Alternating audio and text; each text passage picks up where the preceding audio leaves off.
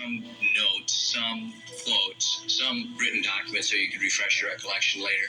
I did not take any notes. Did you tape record any interviews? No, I did not. All right. Police officers on the Los Angeles Police Department are well trained. They know what to do, they know how to do it, and they also have learned to understand that when they are afoul of our training and police policy procedures, that they're also sheltered and covered. When you stood with your hand on your gun and you took a step backward, in what direction were you facing? I was facing eastbound.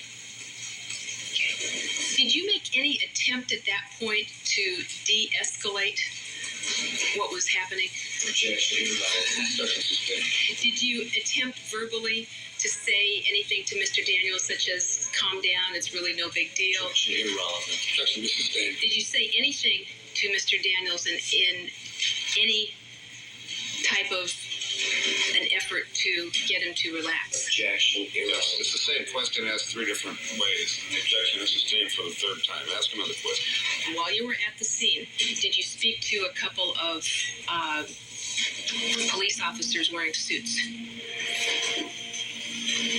Briefly, yes. Did you tell one of these men in suits that your partner wanted to impound a vehicle and the driver wanted to drive away, and so your partner shot him? I'm going to object. That's irrelevant. Objection is sustained. That's outrageous. No. Well, I'm going to Objection sustained. Answer strike. Next question. Officer Bradshaw made a statement that was admissible in the first trial, which was, what did you do that for?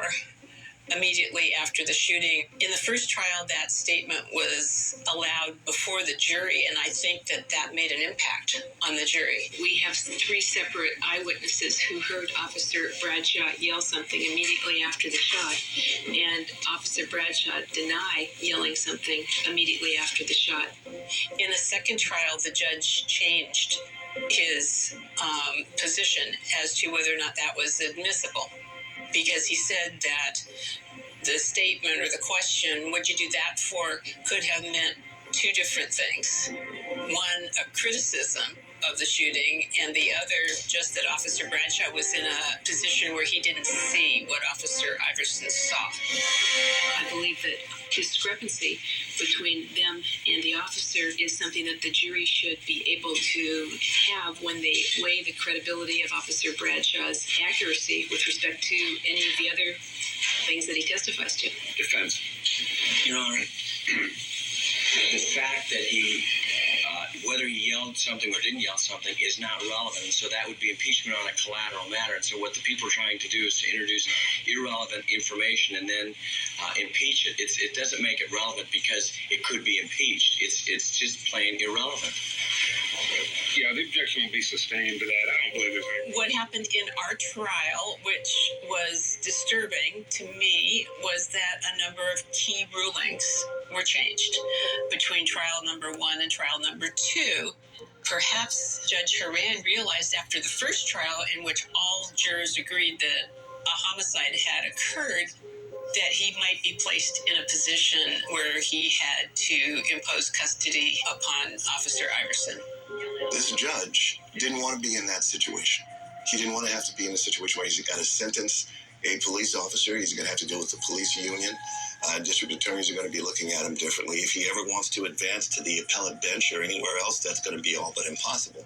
The question of the judge, and would there be a judge that could see this through to a prosecution, is really one of the most insightful questions that you can have when you're talking about the Iverson case. Did you own some guard dogs and a guard dog truck? Yes.